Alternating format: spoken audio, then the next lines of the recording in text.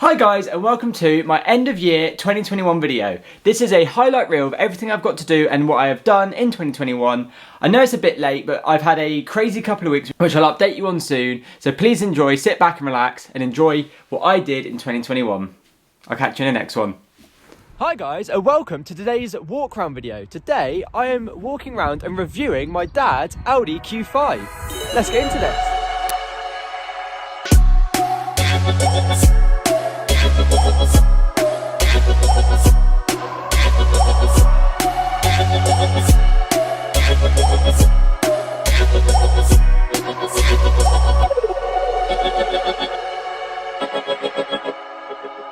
So, starting off with the Q5, it has one of the longest titles I've ever seen officially on a V5, which is Audi Q5 Special Edition. No, it's not. Audi Q5 S-Line Special Edition 3.0 for the 3 litre TDI all-wheel drive. And that is officially on its V5, which is absolutely ridiculous. Under that hood, it has a 3 litre V6 twin-turbo diesel engine, pushing standard 313 brake horsepower and 560 newton meters of torque. There is the heart of the beast, which after a remap is now pushing 400 horsepower and 700 foot-pounds of torque. Newton meters of torque.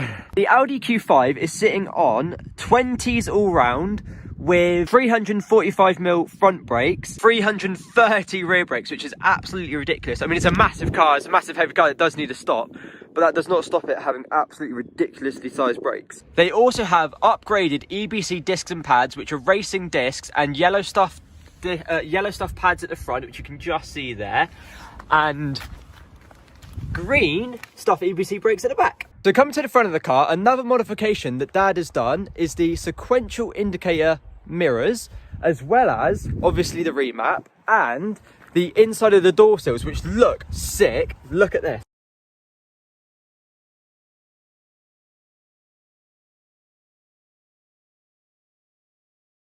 So the car also has automatic retractable seats, like, because why wouldn't you? You ready? Look at this. How trick is that? So you just pull a lever, you just pull that lever and the seats just retract like that. They're also on sliders so they can recline. So the seats can recline back and forth. Crazy. So the boot also shuts with a press of a button. So you press that button, whole boot shuts itself. So if you ever have shopping, put it in, press the button. There's no doing one or the other. It's very easy. So the car also has automatic headlights, DRLs, which is the daytime running lights there. There's the headlights, the bi-xenon headlights. It also has automatic washer jets, which can come out. And also it has the steering. There you go. There's the washer jet.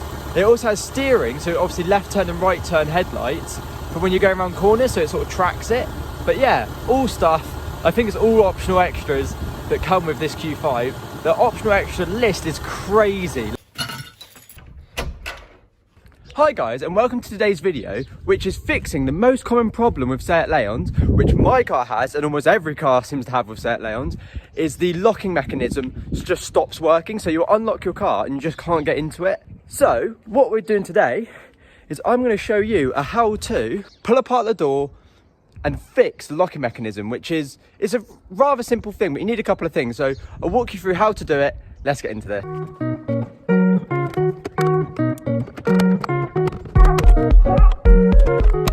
There we go. And that is how you take that off. I did use a trim tool, which is quite a cool little thing. Look, like opens it up, which is really handy. But you can get away with a flat-headed screwdriver, as I did this last time when I wrapped them. But yeah, trim tool is handy, but you don't actually need one. You can get away with a flat-headed screwdriver. Right, things you'll need to fix your locking mechanism. WD-40 is needed. Obviously a drill to drill the hole to put the WD-40 in, and a trim tool / a flat-headed screwdriver. So those are the 3 things you're going to need. There we go. So yeah, literally there's just clip, clip, clip, clip, clip, clip, and you just slowly pry it off. This little tool, very handy, but you can use a flat-headed screwdriver. So we've drilled a little hole in there. I think you can see it. Yeah, there it is. So we've drilled the hole in, and we're now going to squirt the WD-40 in, absolutely cake it, and hopefully fix the lock. Right, what we're doing at the moment is we're locking and unlocking the car loads to see if we can get the locking mechanism to sort of free up with the WD-40. Unlock. Lever.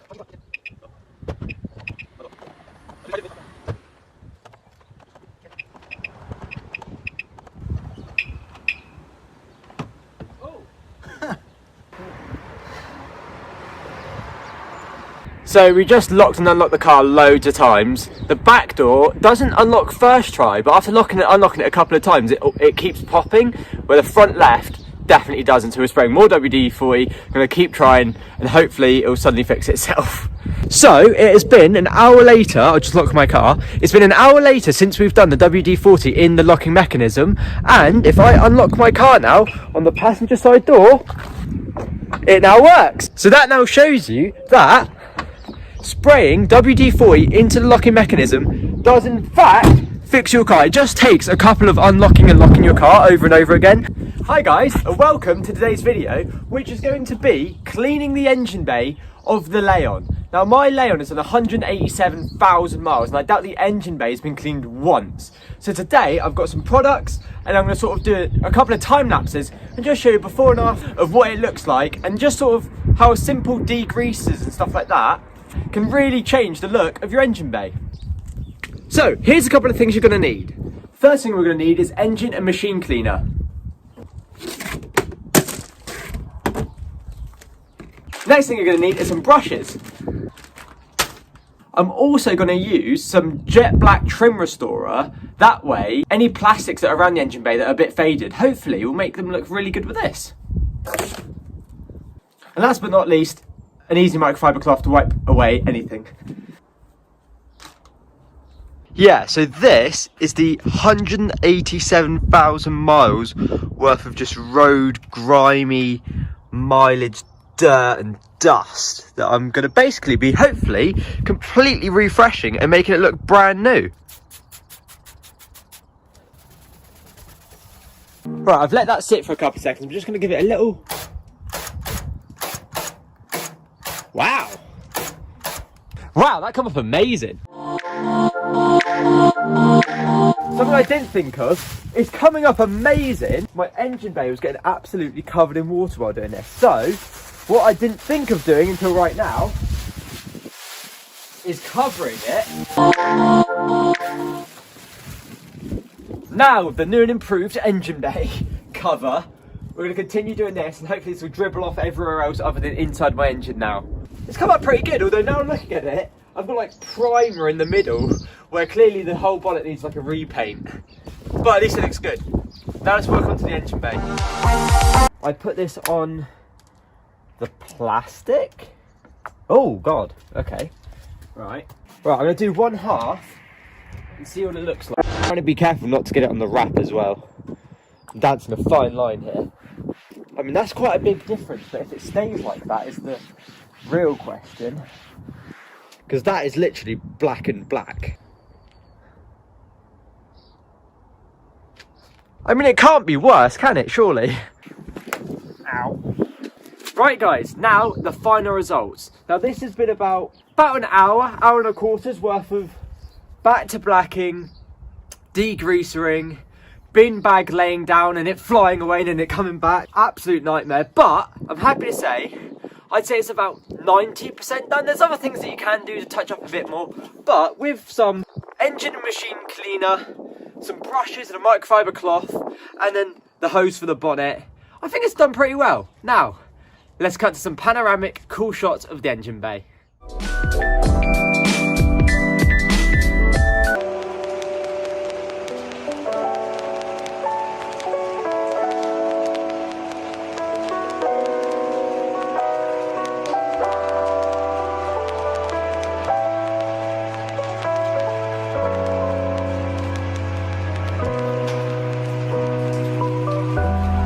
Hi guys, and welcome to today's video, which is one for the memories. This one, me and Jade are collecting the keys to our new house. Let's go!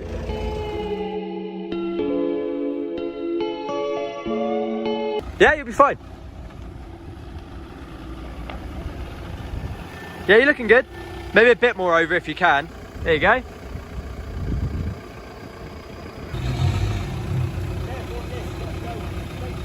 Yeah.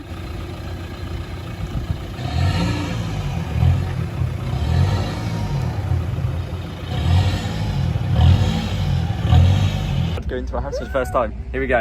You ready? Oh my god. Oh, the kitchen! Oh my god! This is like a... Look at this. Right, so where's the dishwasher? Oh, that is a little Diddy one. Oh, that's so adorable. Oh, that is just... So we went for a charcoal colour. So it's like a dark grey. It's not black, it's like a nice grey with like a nice matte finish with copper handles and then a marble half thickness top with a nice little splashback. Right, time to go. Oh my god, look at the handles. Look at the door handles, they're so nice. Oh, look, you can literally see there's like a nice difference of like chrome and then matte. Like a matte polished, right? Look how electrician here is. We've been clearing in from these back doors. But yeah, we used to stand on the patio here looking in at this room and being like, oh, I can't wait to be there. No, we're in here, Jade. Oh, Jade, the moonstone looks good. He's doing things at me, guys. A feature wall of these zigzags. One. Yeah, it's a bath tap, it's a bath shower. But because it's new, it should be better than like an old one. So what we'll do is we'll have to set the temperature on 1 and then just turn it up. It should be easy, it should be fine, it should be fine. Another Gigi tap. This is our room, so we're having wardrobe there. This is our room, just like room size. And there's my car. There's Jade and mine's car on the drive. Oh, hold on, there we go. I mean, when that's not a big pile of mud, that is lovely. There's our garden with its grass. That's our view from the kitchen. Both cars in each window, look at that. So the first thing I've done in the new house, I've put in our cutlery. We do have another set of silver and another set of oil slick. But yeah, I've put in our first thing. Actually, Jade technically put in the first thing because she put in our toilet roll holder, which is a little elephant. This is the delivery day of the car. I've just had an email. I've just had a message from the guy. He says the car has been picked up this morning and it's been shipped over. I don't know what it says shipped. It's going to be driven over. It's going to be delivered. I think they live in London, so it's about a 4-hour drive. But this is the collection video of my new project car. So the car has arrived. I'm literally running down the stairs to put my shoes on. The car has arrived. The car. Right, next cut. Here it is.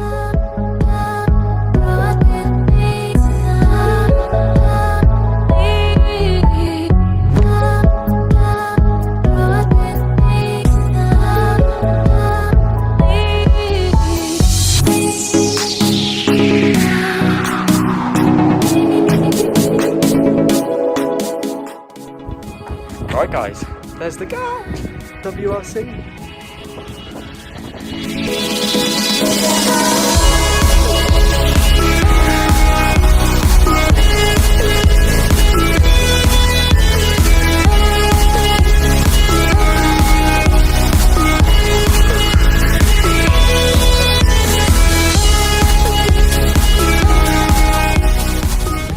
Right guys, here we go. We are in the new project car.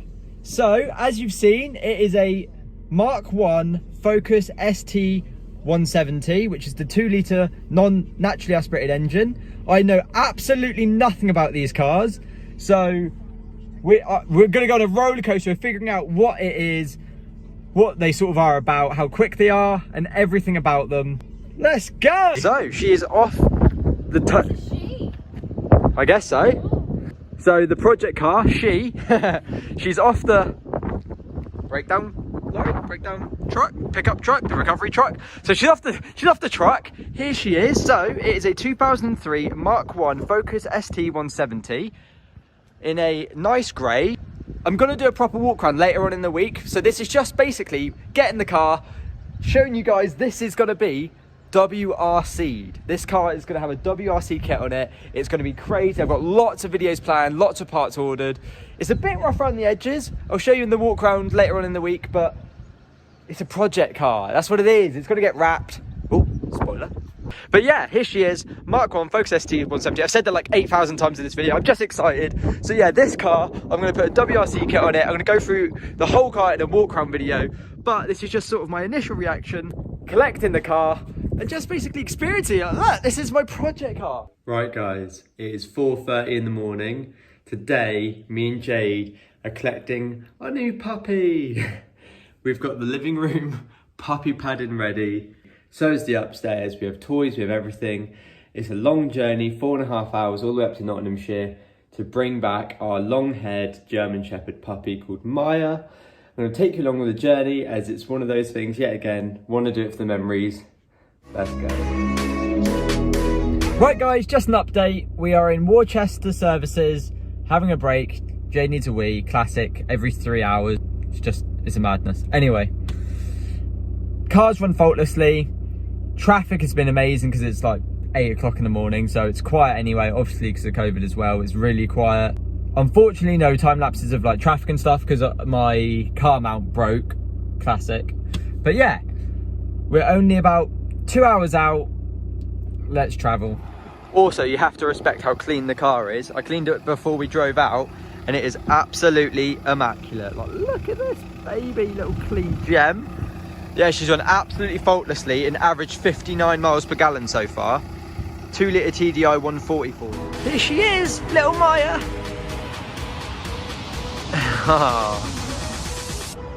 Hello, darling. Yeah, so we've literally just picked her up. We're in a random service station, hoping that we can get her to go for a wee. Might go for a wee. Yeah, go for a wee, Maya, for us. You go for a wee. Just go for a wee. Go for a wee, darling. Go to mum. You're gonna go to mum. There you go. Good girl, Maya. So this is stop number 2.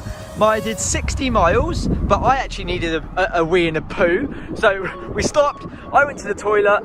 We then just walked Maya after about, I don't know, 2 minutes or so of walking around, just trying to get her out and sort of walking about.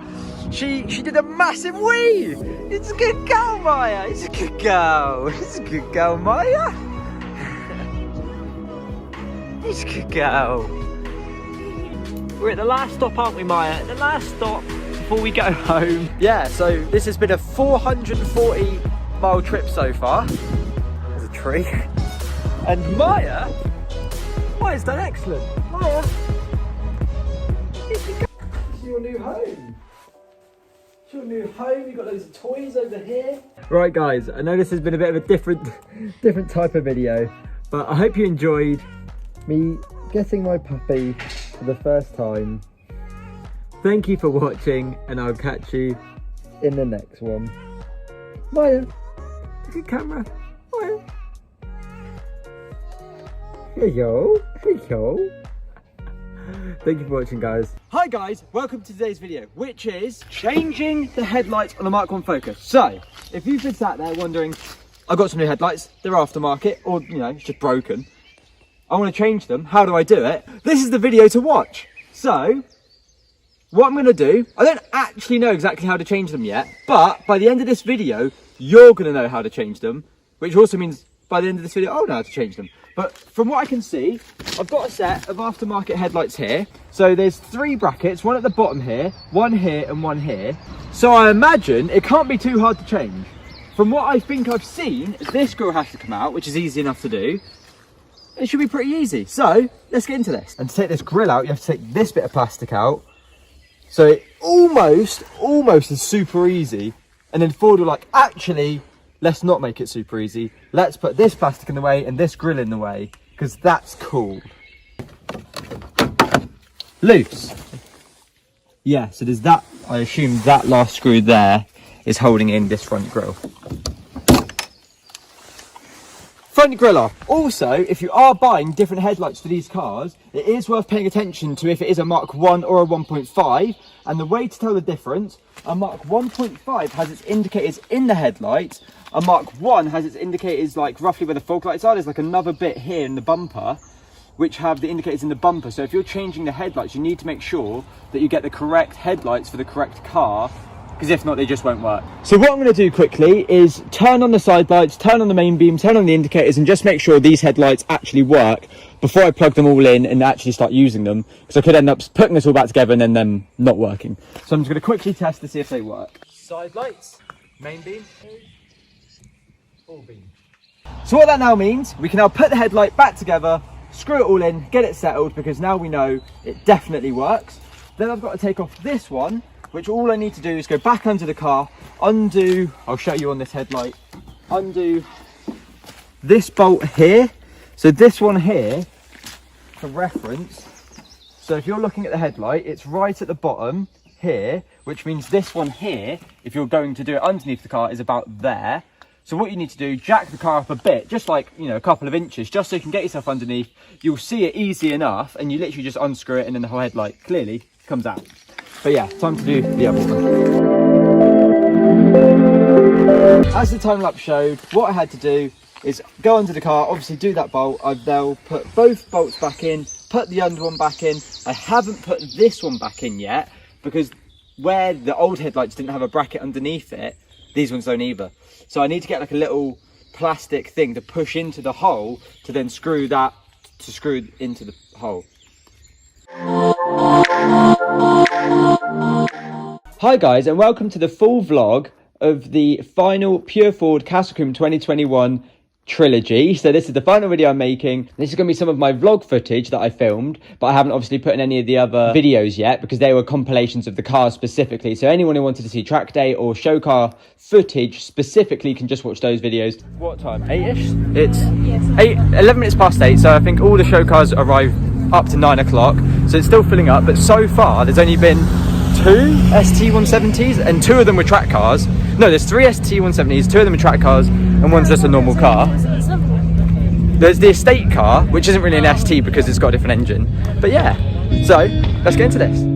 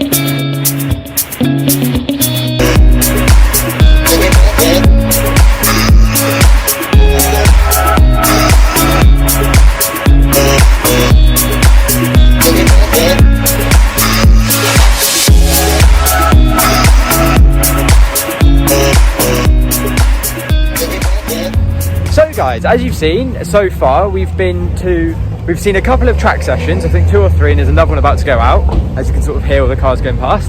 I've got a lot of shots of all the show cars. I've pretty much got ST170. Hey, another one. They're so rare, by the way. I've only seen, I think, up to 5 now. We've seen 2 blue, 1 black, 1 grey, and then mine. So 5, that adds up to 5. Yeah, maths. Yeah, car's about to go on track now, but yeah, I'm just vlogging. So we've just been to the store, picked up some stickers. So I'm gonna put one on mine, one on Jade's car when we get back. Also got some key rings, some magnets. We went full tourist in the store, but yeah. Magnet. Yeah, I got a magnet and little tiny keychains. Look at that, lovely. So yeah, let's get some more track footage. We're gonna walk around the track, do a nice little loop, get some steps in. Catch up with you in a minute.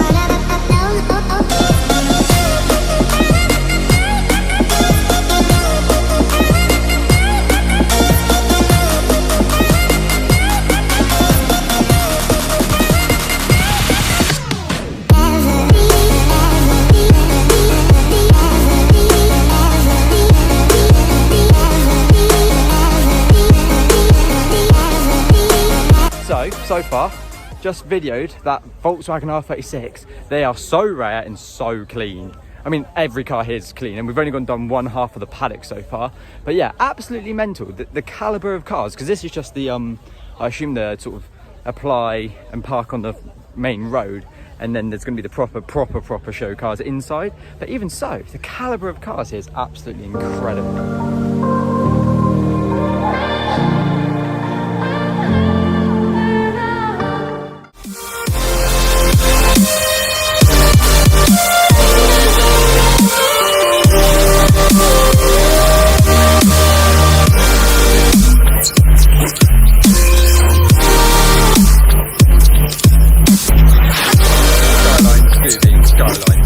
Skyline.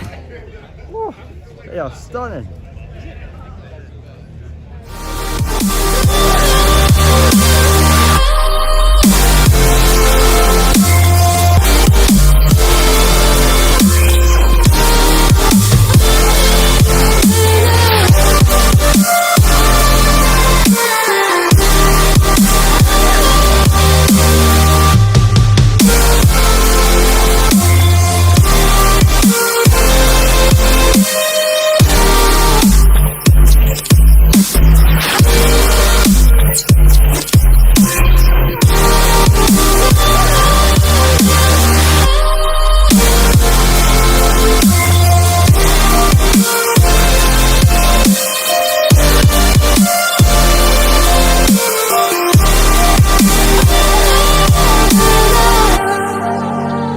Yeah, this golf is large, and those white hot wings. Yeah, they look so good.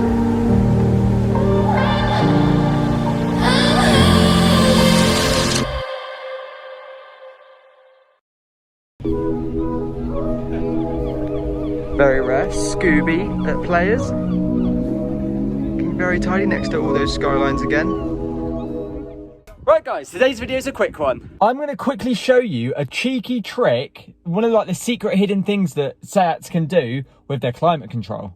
So the hidden trick is that you can match both of the temperatures permanently. If you're like me and you're one of the people that you have to have them the exact same, this trick is for you. So all you have to do is hold auto for 3 seconds, and then from now on, as soon as you use the driver's side, it will move both of them up and down.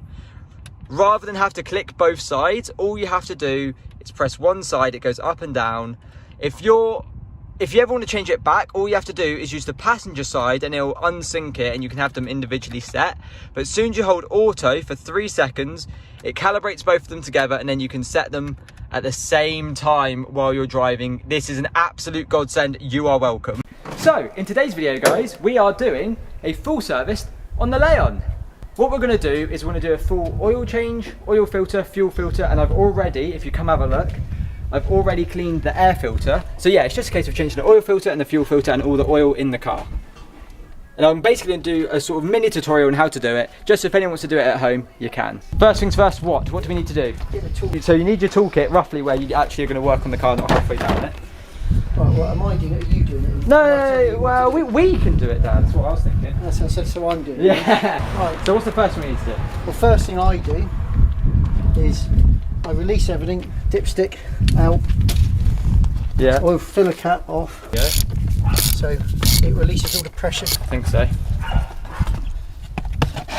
Lovely. Before I forget, I forget this. Replace the O-ring on the cap with oil from the other one. so you know you're at the end of the thread. Swish.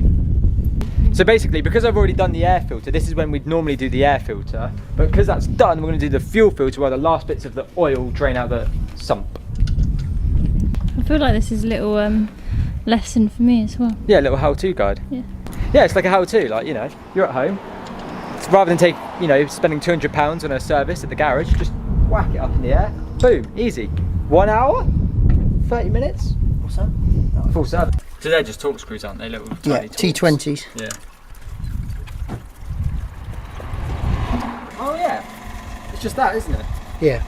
I forgot. In my head, we were going to take Paper. It's a paper element. Yeah, paper. Where Jade in the Audi is a proper thing, isn't it? Yeah. So is the Polo. Ah. That's interesting. There's a sight glass there. You see it? If I lean it, it comes up There it goes. and goes down.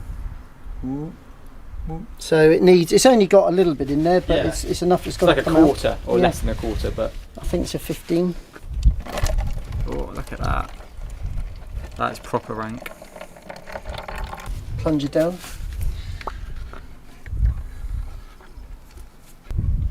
There we go. I did it. I did it, everyone. Almost a mechanic. Now, do we need to put that on? Cap goes back on. That's already got its new rubber O-ring on it. Living the dream. But before you do, Yeah. there's more oil. Here you go. Get rid of that little bit of oil. No one wants that in their life. Can I just turn Just it over? roll it down and in. That's it. Straight in. Then faff in. Just drop in. There we go. Right. So now, Fresh oil. fresh oil. What oil do you have, Jake? Which we have gone for Castrol Edge 5W30. I think LL stands for long life. Not too quickly so it doesn't bubble. Not too quickly so it doesn't bubble. And I recommend high-powered engines. You change the oil no more than 6,000 miles, maybe less. This mesh is making bubbles. That's not me. That's fine. That doesn't matter. The mesh is stopping any large particles dropping in.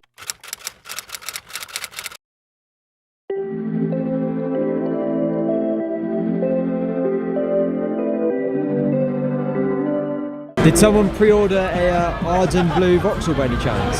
And then just duplicated the order? They're everywhere! And if you didn't want a blue car, they've got plenty of black ones.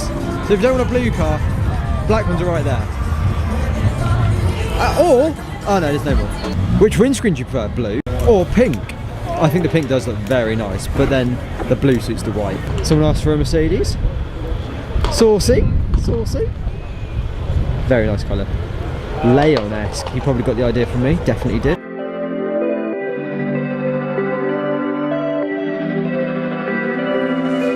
I do love an R32. Oh, I'd have different wheels, but very nice. Absolutely state of these Brembo brakes in this caddy van. Talk about overkill, but they are lovely. I'm a bit different. Matte orange Aston Martin. Don't see them every day.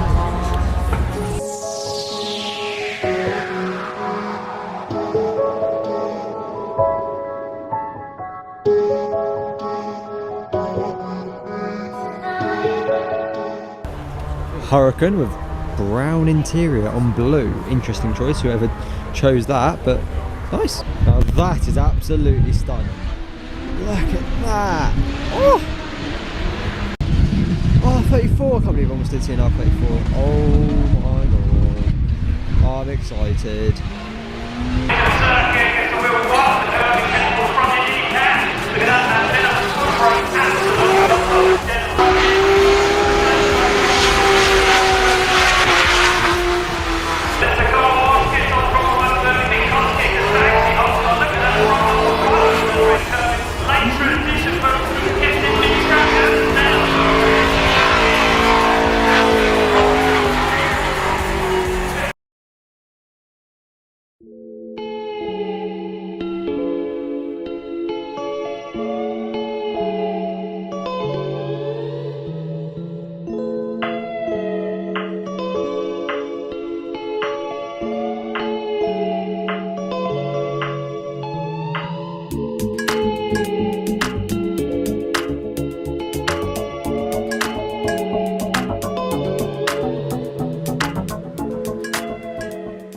I've got a brand new gimbal which Jade's currently holding and filming on now, and I just thought it's about time I got some really good shots of both the Leon and the Focus.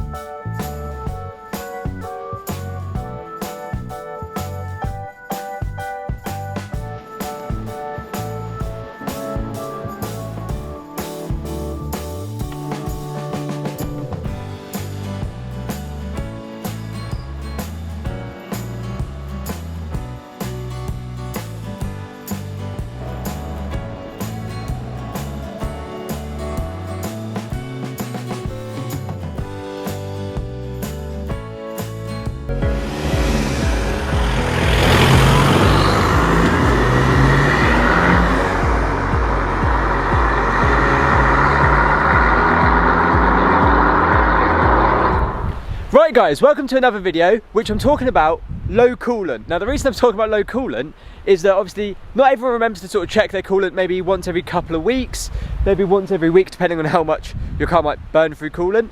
And the reason your car uses coolant is to keep your car cool. So obviously every engine has intercoolers and stuff like that, and natural air just driving along will cool the engine down, but obviously you also need coolant to run around the engine and keep it cool, or keep it at the right temperature. Now it's important to check coolant obviously, because if not the engine will overheat. What I'm going to show you today is a little alarm, obviously that is quite bad because it means you have really low coolant, but it's something that you wouldn't know is there until it goes off, and then you might see it go off and think, what is that for? Always advised to check your coolant. But if you don't check your coolant or know where the high-low level is, I'll quickly show you, and also I'm going to show you the alarm that if it goes off, stop moving. It needs a top up in coolant. But yeah, so this alarm shows you that you have low coolant, and I never knew this was what it did until mine was on low coolant. So let's show you, let's get into it. Let's say it's a normal day, you hop in your car, you turn the car on, and that red light there starts flashing. So if that red light starts flashing, that means you're very low on coolant. So the first thing you're gonna do, pop the bonnet open, come straight over to your coolant. Now, as per most Audi, Seats, Volkswagens, this is normally quite faded, as you can sort of see on mine. Like mine, I know, is currently just under max, but because it's an old one, you just can't tell. So you wanna open it up and basically check in here. There you go. So in here, you can see there's like little bars. If I do that, so these bars in here, you basically want the coolant over the bottom bars. So there's these weird toolbars that are in this coolant, not this one here, because this one goes all the way to the top, but there's some bars over here that you just want the coolant to be just over, and then that'll match the max slash min, if I can get a shot of it. Yeah, the max slash min down there. One of the easiest ways I found is if you top it up and then shine a torch in here, obviously it will light up all the empty space, but obviously the liquid will come up as a solid down here, and you can basically measure it out that way. But this is just a quick video. If you ever get that alarm inside your car, which I never had before until like a couple of, well, months ago now, but yeah, the alarm went off and I was like, what is that? Called my dad immediately. This alarm's going off in my car. What is it? What is this weird red light, flashing light next to my temp gauge? I guess that's sort of maybe a sign, but yeah, it's your coolant. You're very low on coolant. Do not drive anywhere. Make sure you get coolant in your car before you take it anywhere, and then top it up, and then you'll watch that light will go out next time you turn it on. Or if you just like do a cycle, turn it off, turn it back on, it'll work. But yeah, thank you guys for watching. I'll catch you in the next one.